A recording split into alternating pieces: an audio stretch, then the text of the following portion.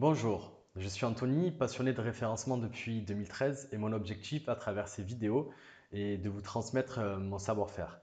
Dans cette nouvelle vidéo, nous allons voir comment augmenter le nombre de visiteurs et augmenter vos positions sur les mots-clés que vous visez sans toucher, sans ajouter de contenu et sans faire des liens vers votre site. Vous avez peut-être déjà un site, mais il se positionne mal sur les mots-clés que vous souhaitez.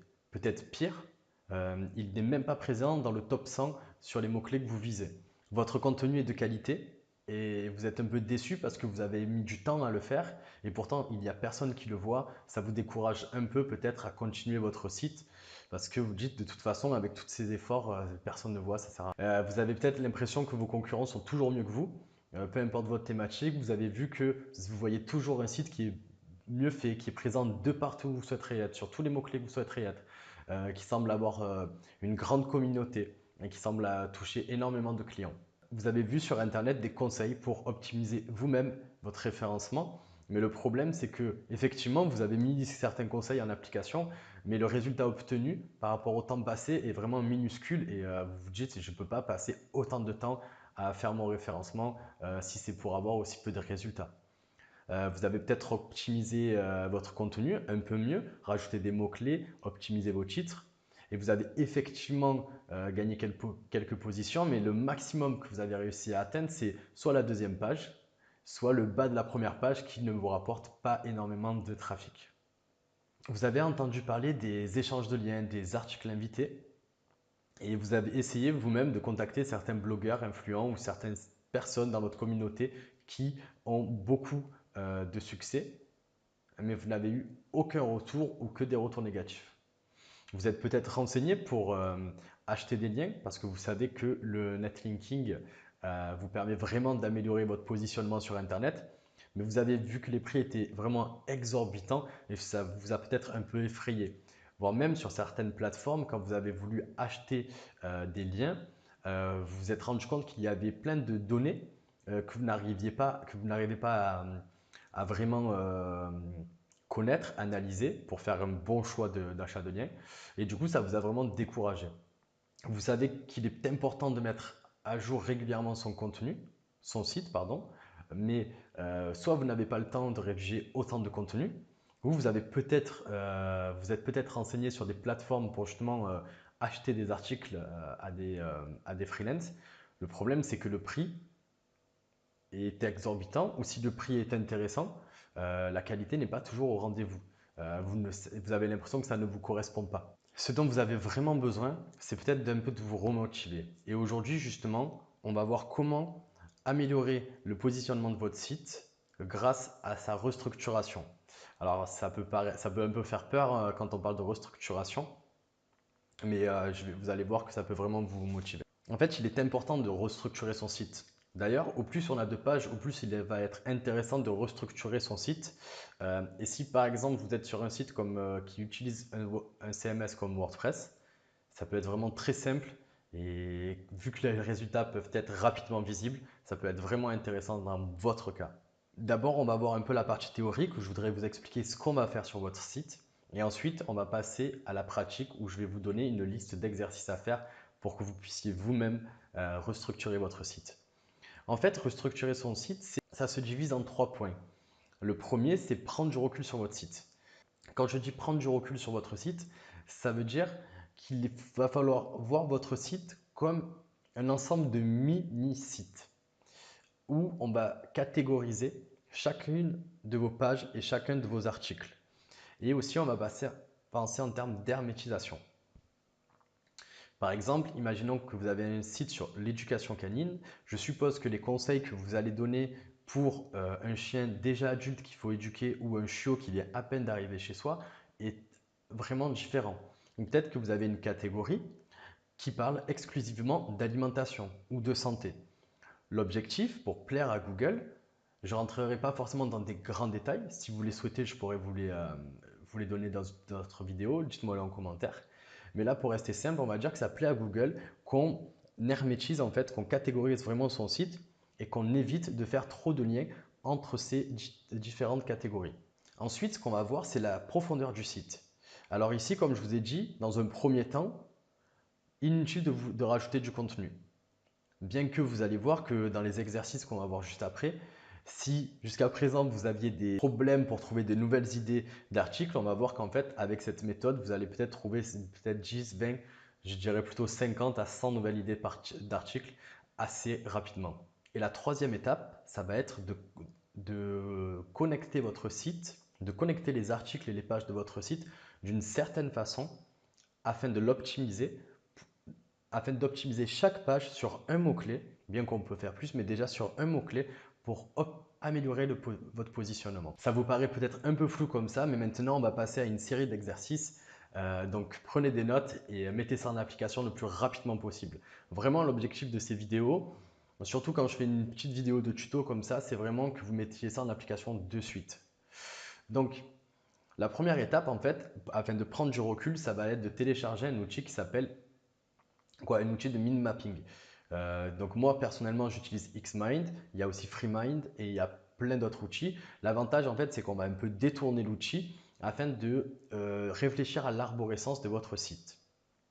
Comme je vous ai dit tout à l'heure, on va catégoriser votre site. Donc dès maintenant, vous allez télécharger cet outil. Ensuite, vous allez prendre tous vos articles, tous vos articles principaux, ou peut-être si vous ne l'avez pas encore fait, réfléchir aux catégories principales de votre métier. Donc, je vais essayer de vous donner des exemples au pif comme ça. Imaginons donc que vous êtes éducateur canin. Donc là, vous allez pouvoir parler peut-être d'une catégorie pour le chiot, une autre catégorie pour le chien, une autre catégorie pour apprendre la sécurité à son chien.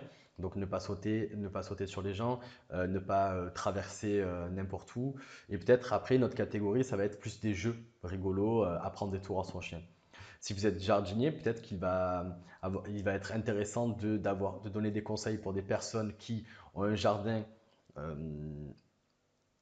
un jardin sur une terrasse, d'autres qui ont un vrai jardin, d'autres qui ont une bonne exposition, etc., etc. Vraiment de catégoriser votre site. Ou peut-être avoir une catégorie arbre fruitier, l'autre salade, carotte, bon bref, peu importe, vous avez compris. Pour donner un dernier exemple, imaginons que vous êtes plombier, non, électricien. Donc vous allez avoir une partie professionnelle, une partie particulier, une partie rénovation, maintenance, etc. Et vous allez vraiment catégoriser votre site comme ça, ou peut-être en marque. Bref, vous connaissez mieux votre thématique que moi. Donc voilà, vous voyez le principe. Catégoriser votre site en mini-sites, on va dire. Imaginons que vous créez des mini-sites sur vos spécialités. Maintenant que vous avez vos catégories principales, ce que vous allez faire, c'est que vous allez reprendre la liste des articles et des pages que vous avez déjà sur votre site et vous allez les ranger en dessous de chaque nouvelle catégorie que vous avez créée. Ici, même si je vous ai dit en début de vidéo que vous n'avez pas besoin d'écrire de nouveau contenu, je vous encourage quand même à réfléchir dans cette logique d'arborescence à des nouveaux articles. Même si vous ne les écrivez pas tout de suite, si demain vous avez plus de motivation, au moins vous aurez déjà une liste de plusieurs articles sur lesquels écrire. Donc déjà, vous aurez un peu mâché le travail. Une fois que vous avez réfléchi à l'arborescence, une dernière astuce, ça va être l'objectif en fait, c'est de penser comme si votre site était un arbre et au plus vous allez écrire d'articles, au plus on va descendre dans l'arborescence, au plus vous allez écrire d'articles. Donc, au début, on a les catégories principales. Ensuite, on a des informations supplémentaires sur les catégories principales. Donc, on va à chaque fois rentrer dans le détail. Et chaque article qui va être en dessous vont être des informations supplémentaires ou spécifiques sur les niveaux du dessus. Donc là, au moins, vous voyez qu'il y a une certaine logique. Donc, il y a la logique pour le robot et la logique pour l'utilisateur qui visite votre site. Une fois que vous avez pris peut-être 15-20 minutes, un peu plus, pour restructurer votre site, vous allez définir pour chaque page un mot-clé. Je sais qu'on peut aller plus loin, qu'on peut plus optimiser votre page sur plus de mots-clés, mais déjà, on va se concentrer sur un mot-clé. Vous allez faire votre recherche de mots-clés et ensuite, vous allez le noter en dessous à la ligne mot-clé et vous notez votre mot-clé. Si jamais vous voyez que sur certaines pages, vous n'arrivez pas à trouver des mots-clés qui sont recherchés, c'est OK. Ça va donner un côté plus naturel si pas tous les articles sont optimisés pour les robots, mais qui sont quand même intéressants pour les utilisateurs. Maintenant que vous avez fait tout cet exercice, vous allez le mettre en application. C'est-à-dire que pour les pages qui sont déjà présentes, vous allez aller les modifier, les restructurer sur votre site. Par exemple, si vous avez un WordPress, c'est assez simple. Quand vous créez une page, sur le côté droit, il y a marqué page parente. Et c'est là que vous allez pouvoir indiquer la page du dessus. Et donc créer des relations entre les pages. Nous verrons dans l'étape juste après d'autres relations. Mais déjà, mettez ça en application. Si jamais vous avez créé des articles sur WordPress encore et que vous n'arrivez pas à faire ça, vous pouvez tout simplement les transformer en pages, à part bien sûr si ce sont des articles vraiment d'actualité. Ensuite, vous allez faire des liens entre ces pages. L'expliquer comme ça va être, je ne sais pas si je vais être clair, mais je vais soit vous afficher une image ici, soit je vais l'inclure dans le document PDF que je vais vous envoyer. C'est une image qu'avait fait Laurent Borelli, justement sur le cocon sémantique, où il vous explique une façon de faire des liens entre les pages. En gros, retenez, si vous êtes dans une catégorie, donc vous avez créé les différentes catégories, dans chaque catégorie, vous avez, on va dire, 3 niveaux. Chaque niveau va se faire des liens entre eux. Et aussi, chaque niveau inférieur va faire des liens vers le niveau supérieur. Et chaque lien du dessus va faire des liens vers le niveau inférieur. Alors, pourquoi? Parce qu'on va faciliter en gros le travail de crawl de Google. Le Google va pouvoir aller plus simplement sur toutes les pages, mais aussi on va pouvoir diffuser un peu plus de jus, ce qu'on appelle le PR. Je ne rentrerai pas dans les détails. Vraiment, déjà, faites tous ces liens, c'est vraiment important. Sur tous ces liens, au lieu de les mettre bruts, c'est-à-dire HTTP, votre site et votre page, vous allez mettre une encre. Cette encre, ça va être le mot-clé que vous avez sélectionné dans votre mind map. Au moins, vous allez créer des liens entre vos pages, des liens optimisés qui vont encore plus booster le positionnement de vos pages. Vous pouvez utiliser ce système de mind map afin de prendre du recul sur votre site pour trouver toujours de nouvelles idées d'articles. Vous savez qu'en fait, les niveaux inférieurs sont toujours des informations par rapport au niveau supérieur. Ensuite, ce système va aussi vous aider à savoir comment faire des liens entre vos pages. Le seul point qu'il faudra rajouter, c'est faire des liens entre les pages de même niveau. Et en respectant, dès que vous allez rajouter des nouvelles pages, vous allez savoir où la placer, comment la mailler et donc garder toujours une structure logique sur votre site. En mettant en application toutes ces étapes, vous allez vraiment améliorer votre site et voir une amélioration au niveau du positionnement. Afin de vous aider dans cet exercice, je vous ai préparé un document. En fait, c'est un fichier Xmind, justement. C'est un exemple concret de structure, comme je vous ai expliqué dans la vidéo. Si vous voulez le recevoir, il vous suffit de cliquer sur le lien qui est dans la description, de rentrer votre mail et je vous l'envoie directement dans votre boîte mail.